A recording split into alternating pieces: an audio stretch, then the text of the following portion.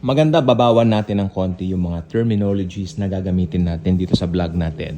So, I will ask you this question. Okay? Totoo ba ang gunaw? Okay, some people kasi nakaka-encounter ko along the way, no, along daan, habang daan, no. Gunaw ang alam nila. So, ibigyan natin ng description ng gunaw ayon sa kung ano yung kahulugan ng gunaw. Gunaw means pagpuksa, pagkawasak. Yan ang terminology na kahulugan niyan sa Tagalog. Again, pagpuksa at pagkawasak. So,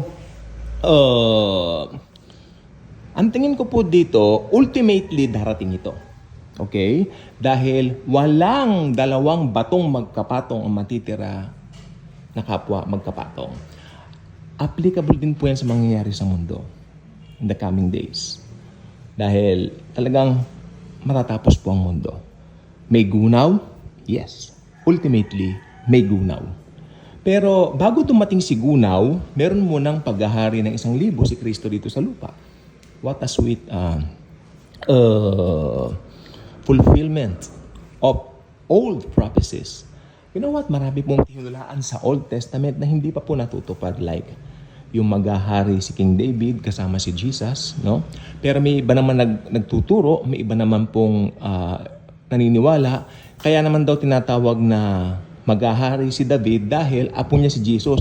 Hindi niyo ba alam na kaapu-apuhan ni David si Jesus Christ when it comes to the flesh?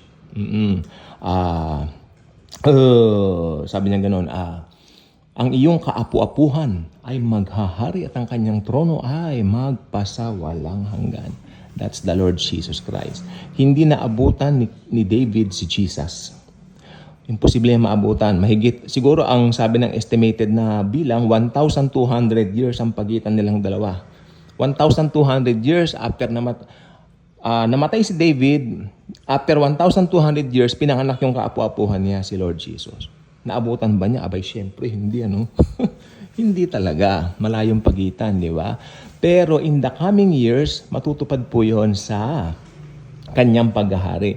Kasi may nagtuturo na maghahari daw ng literal si King David dito sa lupa pagdating ng araw na yon.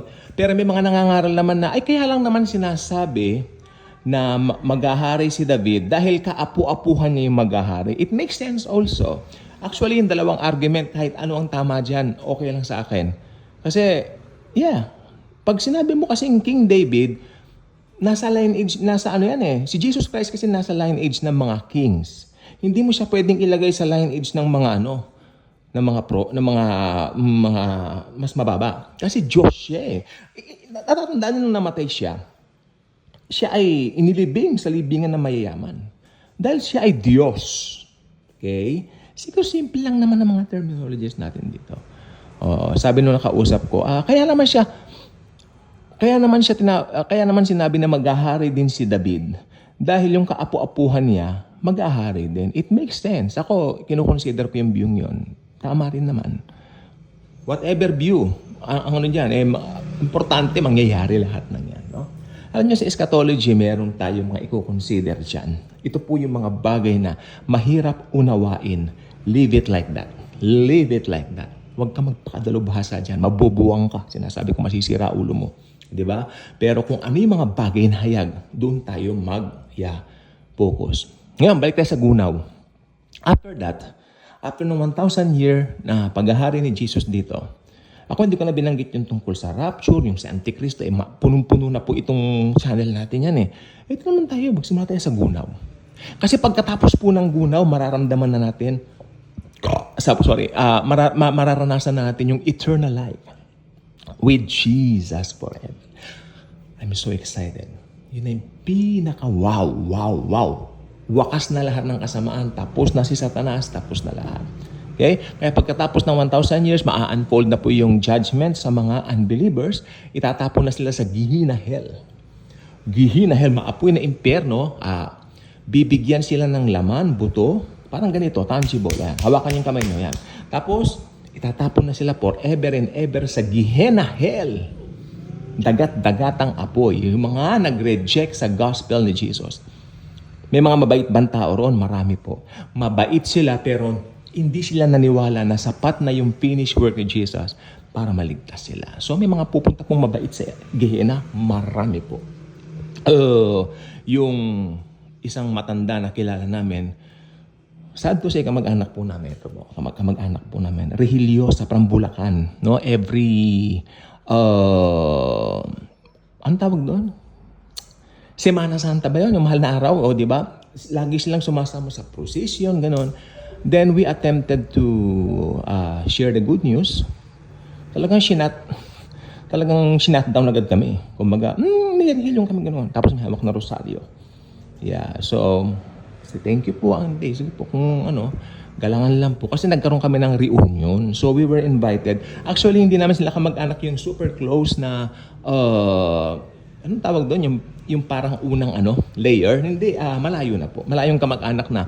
But since my mom that time, gusto nila, at least makabanding man lang yung kanilang mga kamag-anak. So, pumunta kami doon sa Bulacan. Kasi sa mga kamag-anak namin sa Pampanga, yan, mas ma-close kami sa mga yon, mga kamag-anak sa Bulacan, hindi naman. So, pumunta kami doon, yeah. Sarado pala sila, nakakandado pa. Ay, hindi na ako magbabanggit ng reliyon. Alam nyo na, sandado. Kandadito. Nakakandado na. Talagang saradong-sarado, nakakandado pa. Talagang So, ayan pong gusto kong sabihin. So, yeah, may mga mabait po sa Gehenna. It's so sad. Real talk. Ba't naman ako magugulumihanan dito? Ba't naman ako titigil ng pag-preach? Yan po ang katotohanan eh. Ngayon, ito naman ngayon ang mas matinding real talk. May mga bad person ba sa heaven? Ibig sabihin, mga bad sila nung bago sila magbago? Yes. Ang unang-unang makikita natin doon na bad, si Demas. Pinangalanan ko lang para hindi naman tayo nalilito masyado. Ito pong si Demas ay yung magnanakaw, yung thief na katabi ng Panginoon nung namatay siya sa cross. Dinala niya sa langit yan. Maliwanag po yan. Walang tututol dyan. It's biblical. Very biblical. Di ba? I think nasa Lucas yan. So, ayan pong gusto ko pong sabihin sa inyo. Okay? Wala yan sa gawa mo. Wala yan na nagsisimba ka. Wala yan sa ganun-ganun. Nasa ginawa yan ni Jesus sa cross. So, sapat na yung ginawa ni Jesus sa cross para mapunta tayo ng langit. Then, after that, talagang gugunawin lahat ng mundong ito. Yes, gugunawin na lahat. Hindi mag-uumpisa na yung eternity. Ano ba yung eternity niyan? Zoe life. Eternal life. Zoe life. Literal po na nandun na tayo kasama si Jesus sa eternal life na yan, magpa sa walang hanggan. Bye-bye.